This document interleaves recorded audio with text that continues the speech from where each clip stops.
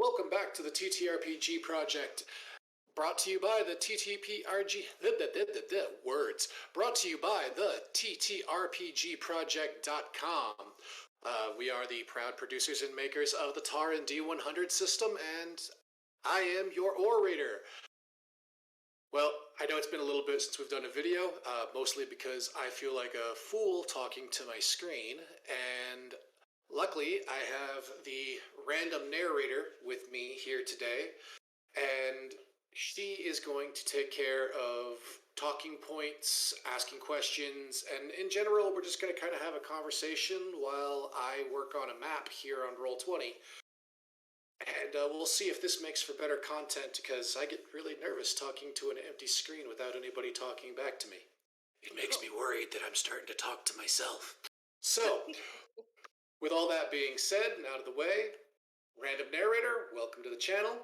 Why, thank you. I was going to say, what's that old quote? Whenever you want to talk to someone intelligent, just talk to yourself. You know, I don't know if that applies when I start talking to myself. I don't think I have quite enough ego to be like, "Yep, that's me." Well, I mean, it's never a bad way to spitball ideas. When you say them out loud, it gives you a little bit more of a that sounded a lot better in my head kind of aspect. I spend enough time walking around talking to myself, working on NPC voices. I don't want to. I'd be afraid if I did it anymore. That's fair. That is fair.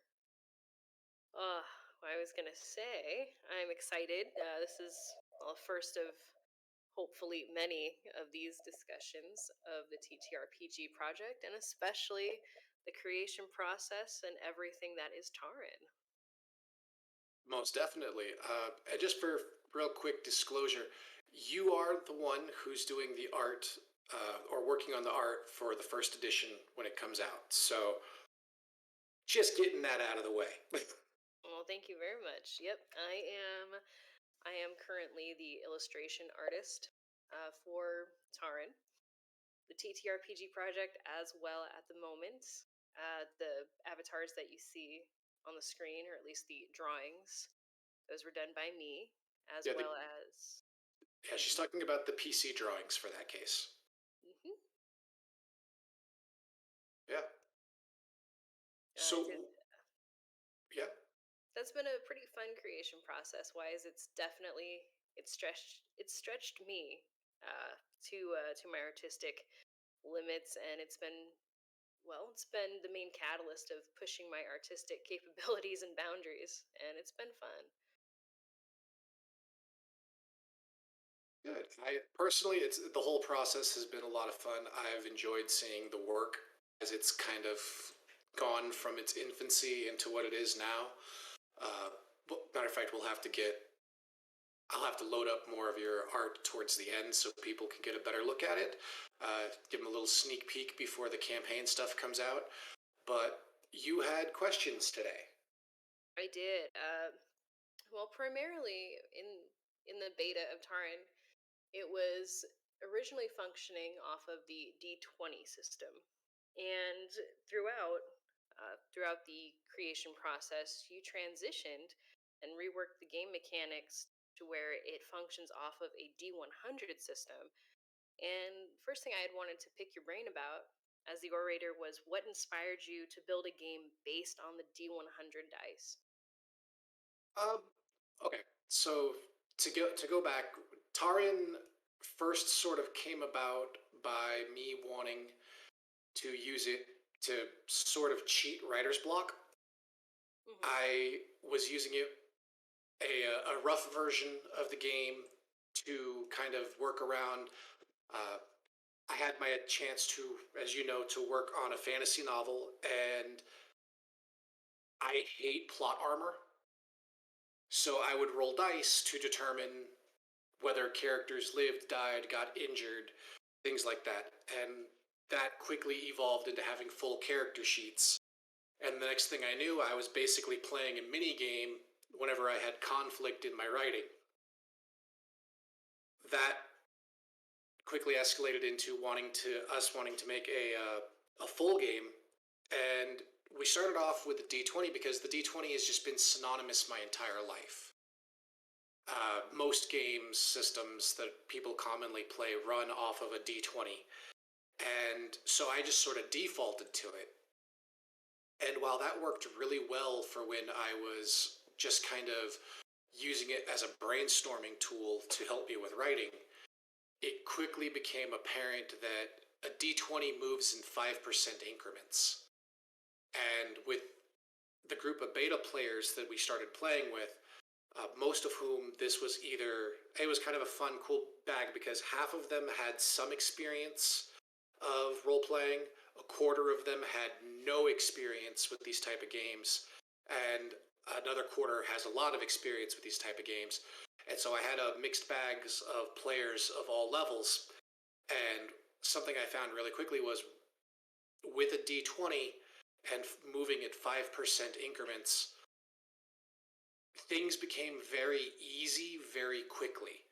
Uh, I didn't like the fact that characters at level 8, out of a level 1 through 20 concept, at level 8 there were already characters who were like, yeah, I can always pick locks. I can always do this. They had roles that would never fail. And it's not so much that you want your players to fail, but you don't want your players to have such confidence that failure is never an option.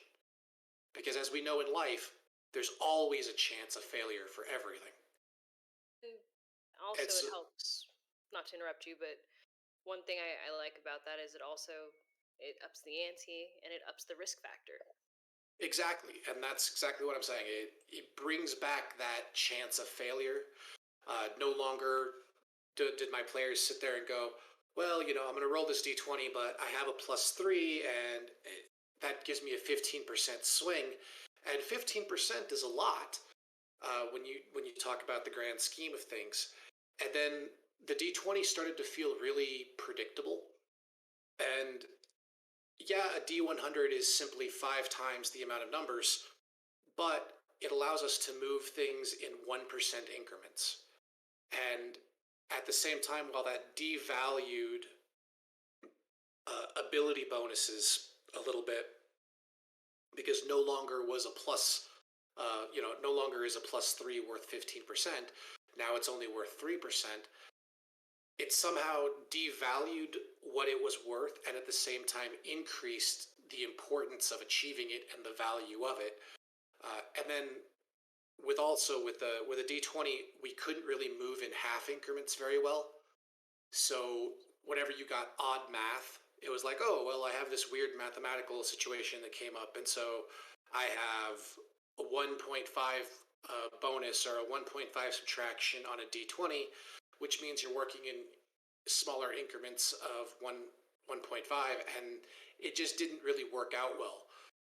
You were always rounding up or rounding down, and then it kind of felt weird because the player naturally usually wants you to round whichever one is in their favor. With the D100, if I end up with an equation that changes someone's evasion rate or anything like that down to a 0.5%, we just keep the 0.5%. So if someone has an evasion of 51.5, they keep the 0.5, and if NPC that's attacking, only rolls a 51 to hit, then they literally get saved by that 0.5. We didn't have to shave it off. I think that's actually a really cool concept. Yeah, it feels better. Well, that and it offers it. How do I say it? In the sense of it helps offer for that added risk. You have that much more of a chance of winning literally by the hair on your chin. Exactly. And that's something that I felt was really important because just like I didn't want my players to feel so confident, especially at low level, to feel infinitely confident in their ability to do anything, and that they'd never get, oh, there's nothing to worry about, you're never going to get hurt because, there's no repercussions. Yeah, you want them to feel that there's always a chance of failure, but also there's something really exciting about when you're rolling dice and it comes down to like, oh, I have this and I have that, but you win by less than a half a point. It's like, whew, that extra couple points I put in whatever stat that gave me that weird, that weird half a percent. And even with the D100, it's cool because if you run into a situation where it doesn't just have to be a half a percent that you get to keep, you could end up with, 51.25. You can end up with 51 and a half. You can end up with 51.75. You can end up with that whole range in between there. And it just, the fact that you can sometimes succeed or fail, or an arrow misses you by literally that sense of a hair. And that's something that I didn't find in other systems. And I definitely didn't find it with the D20, because the D20, just like I said, it moves in 5% increments. And when I imagine an arrow flying by and missing, if it misses you by 5%, that's kind of, ooh, that's intense. But when it misses you by a half a percent, now that description of the arrow glides by and you feel the flights on your cheek really have a sense of, oh wow, that was close.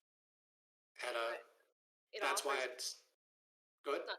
not to interrupt you, but to respond to what you just said, I personally think it helps add a sense of realism to the aspect of, just like in real life, where every now and then if people get into an altercation, sometimes that punch just barely misses by a hair, and it offers that sense of, well, like I say, not to be repetitive, but it offers that sense of realism of, oh man, that was close. Yeah, exactly. I like to think of it as kind of a more cinematic feel. Mm. Uh, Um, yeah. I actually wanted to ask you. This goes back to what you'd mentioned earlier regarding the D20, of how it had become predictable. How so? If How did it become predictable as the engineer?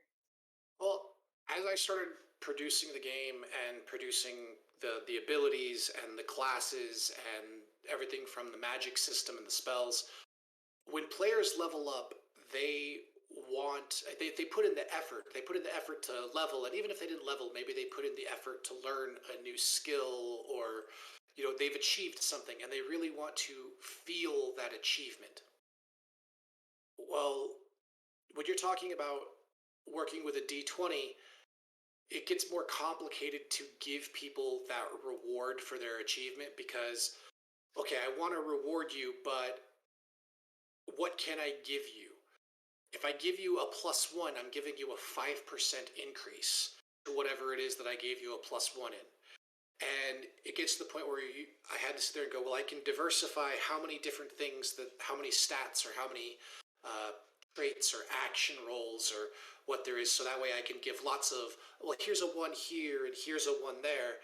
But you generally find that that players, they don't really build themselves to be, well, they don't want to learn and be the best at, or be mediocre to be more exact. They don't want to be mediocre at 1,000 different things. They're okay if they're only really good at a handful of things.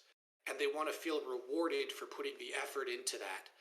And so by dropping it down and getting rid of having to move at 5%, and being able to be like, okay, now a +1 literally means just 1, instead of it really meaning +5, I'm now able to reward players and for their efforts in more meaningful ways to them, because now, hey, look, I got this +1 back at level 3. I put in the extra work by level 5, and now I have a +5, or I have a +6, and you kind of get this larger spread. And because we're working with 100 unique placements instead of only 20, they're again, that their bonuses are very meaningful, in the sense that, hey, I would have not successfully made this acrobatics jump, but I managed to pull it off because I have this +3, or maybe barely because I have a +1, or I made it because I happened to work really hard and now I have a +10, which is great. But because we're working with 100 placement, Whereas with the D20, a plus 10 would have been a plus 2 to your roll. There's a level of false confidence that comes with that. But when you're dealing with 100 places instead of 20, a plus 10, all of a sudden, there's still that, yeah, but what if I roll really low? Exactly. And After it seeing good. after seeing how the tables got reworked, that alone really put it into perspective for, well, as a player, because you see the change. Oh, that reminds me. The Random Narrator is also part of the beta test group.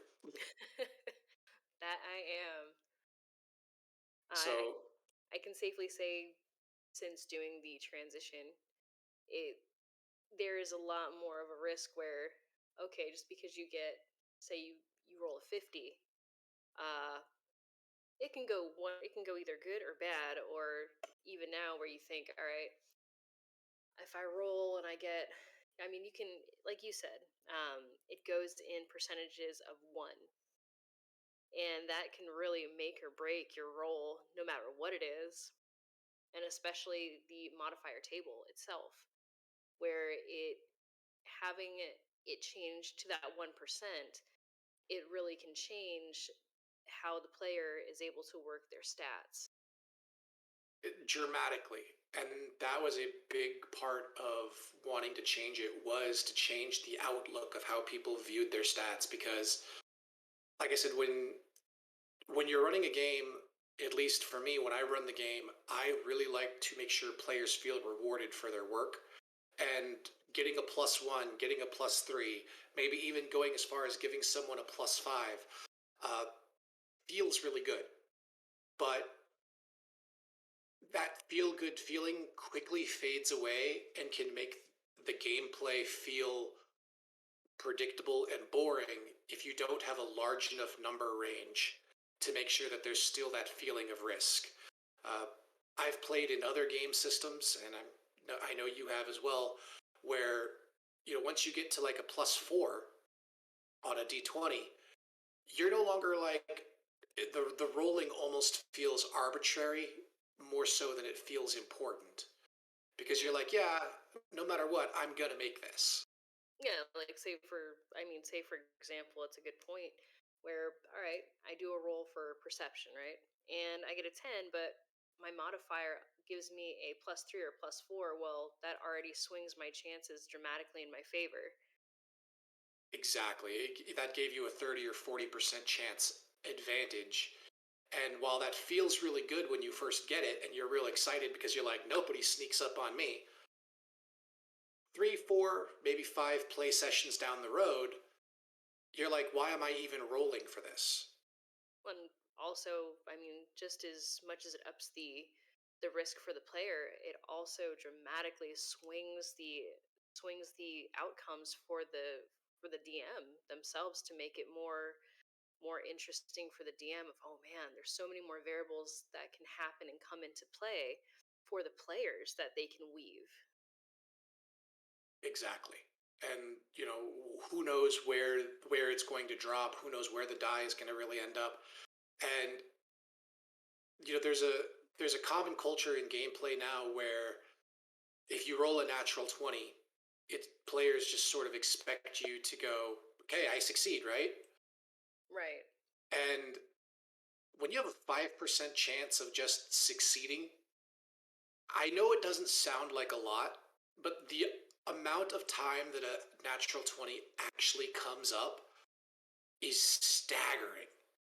And having the system set up so that you can go, well, no, you need a natural 100. Now, just the thought process behind, I need a 100 out of 100 versus that 5% chance you had on a d20, psychologically in itself, it actually amps up the excitement about that roll. And from an orator's perspective or a DM's perspective or a game master's perspective, whatever people want to call themselves, it changes the feeling, because you see that natural 100 so rarely. Even though I know that mathematically they're like, well, you should only see it 5 times less. Well, seeing it 5 times less makes it 5 times, if not, in my feeling, it makes it like 10 to 20 times feel more exciting when it does happen.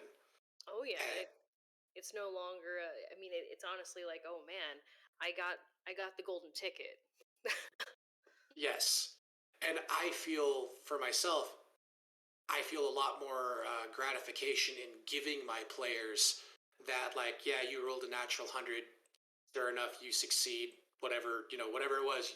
Even if I didn't intend for you guys to go through there, and that lock on that door was intended to get you to go away. No, we're gonna go down this rabbit hole because you rolled a natural 100, and it's such a rare thing. It makes it worth it.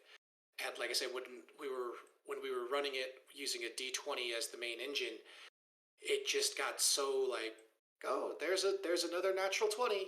It's exciting, but now this is like the 8th one that's been rolled in 3 sessions. It's sort of lost all meaning. Yeah, it's that automatic. All right, yay, I did it. Instead of it being more like you said, more of a oh my god, it happened. It became so normalized that as a player, it was like, yay, I did whatever I was trying to do. But at the same time, when you roll these perfect rolls, these critical rolls, I think, just as I mentioned earlier, that dramatically, it I feel it can lessen the excitement at the table itself for the players, but also for you as the orator, the one weaving the world. Because great, it's another, they not trying to say that you don't want your players to succeed, but it just makes everything go so smooth where there's never really any risk or conflict or potential for all the deviations that can happen. Exactly. And I also noticed that when you're using the D20 as your main driver, uh, aside from just the statistical variables and the excitement that we've been talking about, it also, for I don't know what it is, but it makes people less enthused to use their other dice. Uh, and one thing I liked is that when I moved the general engine up to the D100, it kind of freed up the D20 to be used for other things. Whereas before, everything used the D20. It's like, yeah, let me grab that math rock, let me roll it again, and it almost feels like the rolls sort of all kind of started to blend together. Yeah, there's no differentiation between it and the other. And like I was really excited because with our weapon system, everything has base dice, and the standard dice array that come with a standard pack of dice, there's 7 dice per array. You should have a D4, a D6, a D8, a D10, a D12, a D20, and a secondary double digit or percentile D10 that you use in conjunction with the other D10 to work out your percentages from 0 or from 1 to 100. And what I found was that once I moved the action rolls, which is like the saving rolls, the acrobatics, athletics, constitution, force of will, all of that stuff, once we moved that over to the D100, it freed up the D20 to feel not so monotonous to get used for other activities, including using it as a damage die for polearm weapons like halberds. And it allowed the D20 to kind of go into other locations and fill up other mechanical gaps. Because like when we designed Tarren, yeah, we did move the main driver to the D100 or percentile dice, because I don't really think too many people play with a legit D100 die. Most of us play using the percentile dice, uh, which, like I said, you could buy in any standard array of dice for less than $1 usually. So you can use those to get that done. But it opens up, and I really wanted to use all of the dice that are in the standard array for the game. I wanted the D4 to be used. I wanted the D6 to get used. I wanted the D20 to still get used. I just didn't want it to be the main driver anymore. So, yeah. Not to interrupt, but just to clarify, so for the Tarn D100 system, the dice that you use, it's just your standard pack of dice. Yes. Standard is a little bit complicated because there are some manufacturers that will say that a percentile die is not standard. Those manufacturers are wrong, and you should have it nowadays, with as cheap as it is for them to make dice, you should have two 10-sided die in a dice pack, one labeled 0 to 9 and the other one labeled 00 to 90. If you don't have those dice in the dice pack, don't buy it. Fair enough. Fair enough. I think that's really awesome, though. Just watching the process unfold, that you've created a game where you utilize every single die, where the D20 is no longer the, I don't want to say the showman, but you took you changed it up where it's not the D20 doesn't hold that huge strike that it used to, because you changed it to the D100 to give it more of more possibilities, more risk, more outcomes, more variables for the player and the orator themselves. Exactly, and that I'm not. I mean, I'm not the first person to, or not. Or this isn't the first game to use a D100 or percentile, but I did. Well, like I said, I wanted to make sure that as far as what we were running, while there are other games that have used D100s in the past or used them as percentiles, I really wanted to make it the focus driver to add the largest amount of variety, especially for a fantasy setting game. Uh, Really, most games I know now either use the single D20, or there are games out there now that use two D20s as sort of a way to try to increase the variable. And I personally felt, if I'm going to roll two dice, why am I going to roll two D20? A standard array pack doesn't even come with two D20. I would much rather have, if I'm going to roll two dice, what two dice can I roll that are in the standard package? And the percentile dice to make a D100 exists, so why not use it?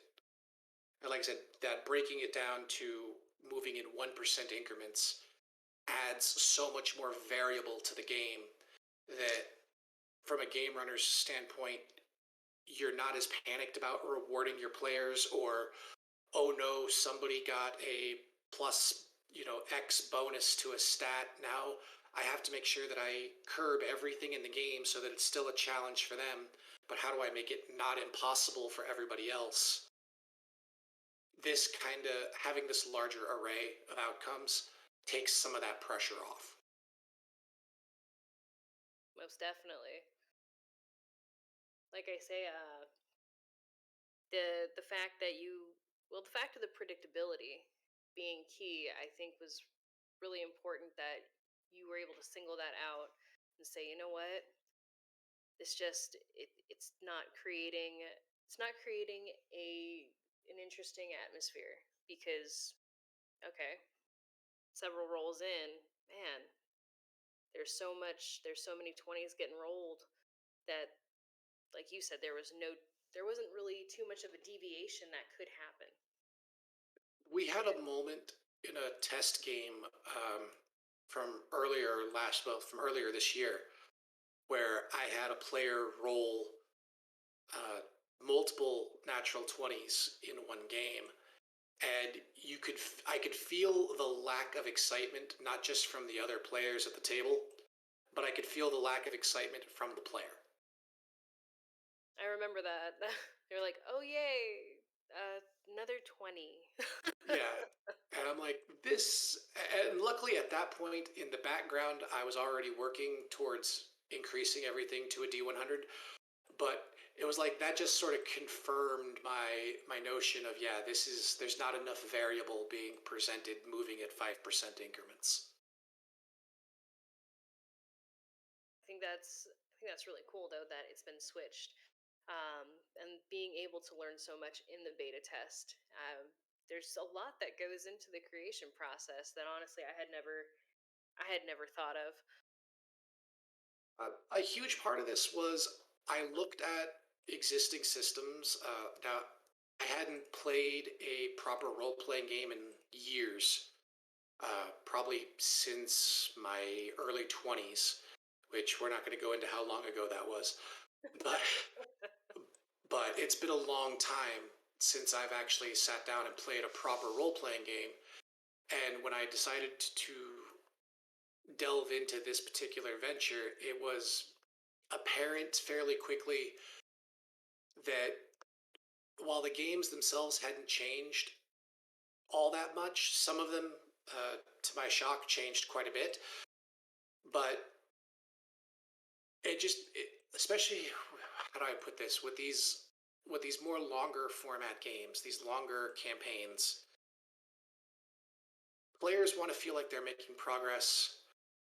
You want to still, as a game runner, you still want to feel like you're offering a challenge to your players, and that can become very difficult and hard to do if the players don't feel it. If they feel like, hey, look, we've made it to X level, and with a lot of the current game systems that are popular, it really does feel like, wow, your players made it to level, oh look, they made it to level 8 or level 7 or level 10, and they can do everything.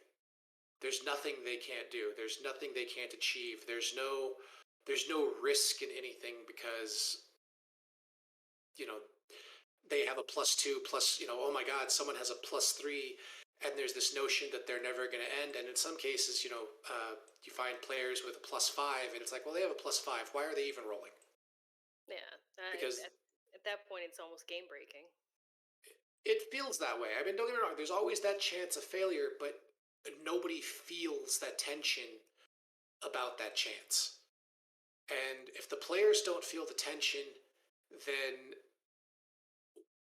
at least for me, if my players don't feel the tension of the game, then I have to ask, why are we bothering? Because if there's no tension, then it's kind of like watching a movie that you've watched a million times. No matter how much you love the movie, you know the ending. That's right. I'm trying to think, what is a good movie? Okay, Sin City. I love the movie Sin City. They're great movies. But I will never get the same tension over the characters that I had the first time I watched it. That tension is gone. I already know what's going to happen to Marv. I already know what happens to the detective. The the excitement and the nervousness that was achieved at one time will no longer be achieved watching those films. Well, when your role playing game starts to feel that way, it's there's a level of where you start asking yourself, why are we doing this? And that's just not a good place to be. No, and it doesn't do any good for the players. It doesn't create an exciting atmosphere that makes them want to come back to play, and it sure also doesn't create that much of a fun atmosphere for the orator of the game itself. I'm not gonna lie, it definitely. When the players feel like they can predict everything, or they don't feel any tension, then I guess, like, it'd kind of be like if you ran a spook house during Halloween, and the people walked through your spook house and never got a jump scare, or never felt any tension. They're just like, oh look, that was a pleasant walk. You'd be like, I guess I'm not running a very good spook house. So it's the same thing. I don't want my players to be afraid to do stuff. I encourage them. I want them to do things. I want them to try things. But I always want them to at least have a feeling that I could fail this. This could potentially not go the way I want it to. And with the way a lot of games are played and the way the math on their systems are set up, a lot of players just don't feel any tension whatsoever. They're I don't I debated about what was caused that with certain systems, and honestly I don't know. I just know that when I look at the mathematics and I look at how my players roll, it just comes down to the fact that they get to a certain point where they're like, well, there's nothing we can't do. And it gets to the point where rolling is just a thing that you do and it doesn't have any meaning. And like, like I said earlier, I want players to feel like they're at the craps table in Vegas, rolling those dice. I want that kind of tension with every roll. Exactly, where you don't want them to just like I can win this or I can get us out of this no problem. You want to cause critical thinking at the same time. You want them to think, okay, if I do this, how is it going to affect it? Instead of, I already know that I'm going to be able to automatically get this because the odds are in their favor as far as the dice rolling is concerned. Yeah, that sums it up. Oh, I was gonna say as seeing the transition from the D20 going to the D100 system, there has definitely been an increase in activity. I feel like an excitement and seeing not only myself change the way I think as a player, seeing the other players as well, seeing them work together to for the best potential outcome because of that added risk and because of all right, well, there is no guarantee that I'm going to be able to do this. That I think has been uh, the most beautiful part about the process of seeing the evolution of Tarren itself. I would have to agree. Like I say, that unsureness of the players, and at the same time, without making them overly afraid to get involved.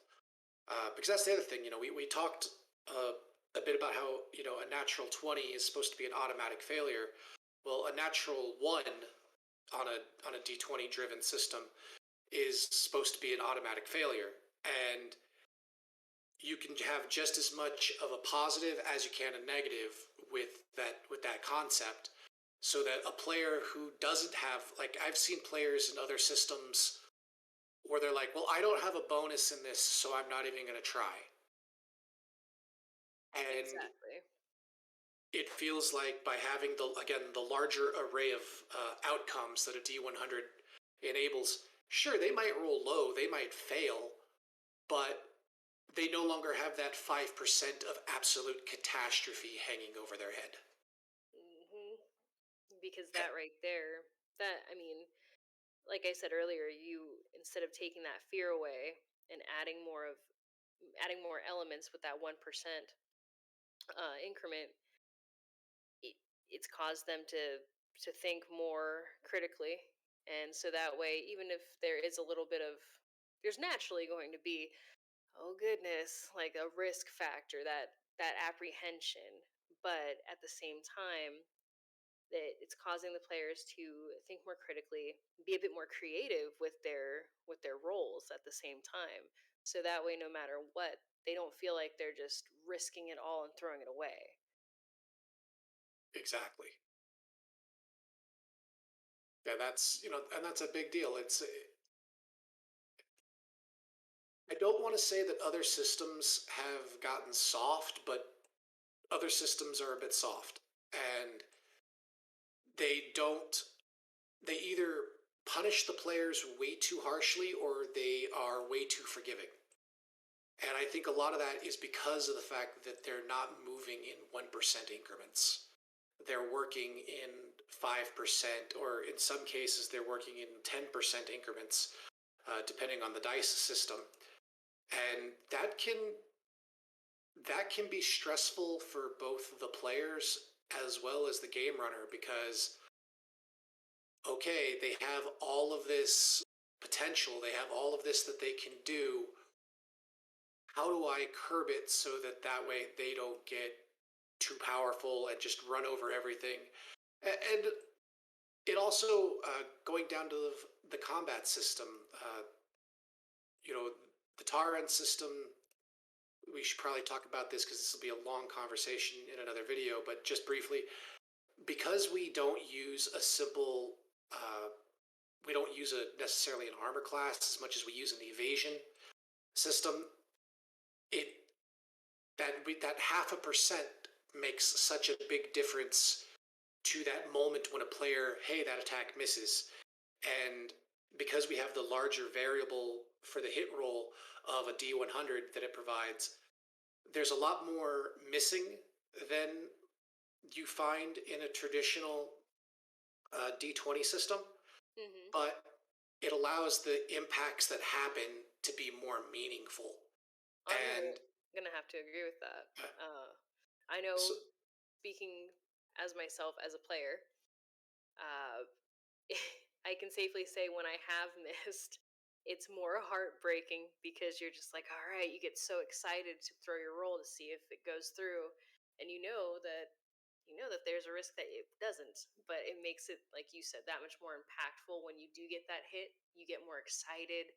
You feel that inner rush. Like, yeah. exactly, and you get that rushed feeling from getting to land the hit, and because hits don't happen as frequently, uh, we were able to walk away from the this monster has a bajillion hit points. They're a giant sack of hit points. Please just keep hitting on them. Exactly. I think too that is one of the more boring aspects I've noticed. I don't want to say boring, but less less well, I don't know what I'm the blah.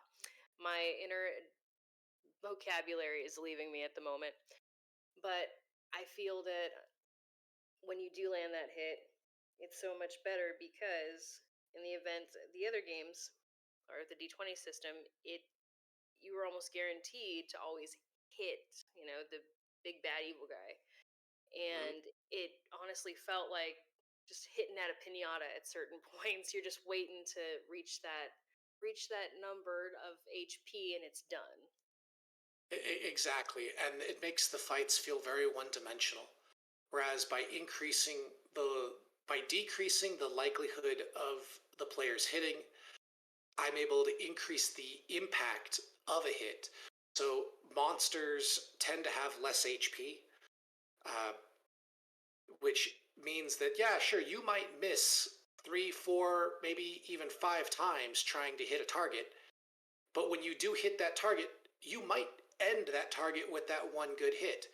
And from my perspective, it sort of adds a more rich level to the combat because if you look at any of the HEMA sports or fencing or really any of the uh, melee weapon fighting out there, uh, people aren't just standing there and being like, haha, just hit me.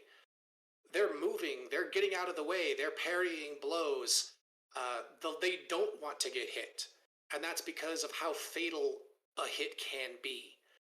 And by increasing the evasion ratio or decreasing the chance to hit for the players, we were able to lower the HP down so that that sewer rat that you go to kill, it might not have a lot of HP. You might be able to kill it. Matter of fact, you probably will be able to kill it with one hit from your sword. But at the But same yeah, at the same time, because of how you've worked things with the new system, that it's not just a standard, okay, a sluggish annoyance. It's going to be a bit more dexterous, I imagine. exactly, and by using an evasion score uh, in this manner, we were able to achieve that. And it's something that with a D20 system, the numbers were too tightly packed together for it to feel legitimate because how fast can it be? But when you have a D100 and all of a sudden things can have a speed from 0 to 100, that's 101 different speed positions something can be in, not including fractional speed. So all of a sudden, hey, yeah, sure, this sewer rat, you need it has a speed of an evasion of 65. Uh, that's a 65% chance that the players aren't going to hit it because that's also you can't match it. You have to beat it. And so that sewer rat that only can bite you for 1 point of damage, it's not the easiest thing to hit. You're going to miss it more than 50% of the attacks, statistically speaking. And for a low-level player, in particular, this makes that rat that in other systems begins to feel pretty blah. All of a sudden, that rat's a little more dangerous. It is because you are lower, like you said, but just because it's a low NPC doesn't mean that it can't still cause damage. And I feel that that with the D100 system, you helped bring back that fear and that realism of, oh man, I'm not just going to be able to overpower this thing, just outright and use brute strength, and you're going to have risk factors where it's going to move. It's going to have these different elements to it, and you have to be more thoughtful when casting your rolls, because the dice are not just going to roll in your favor. I mean, not as often.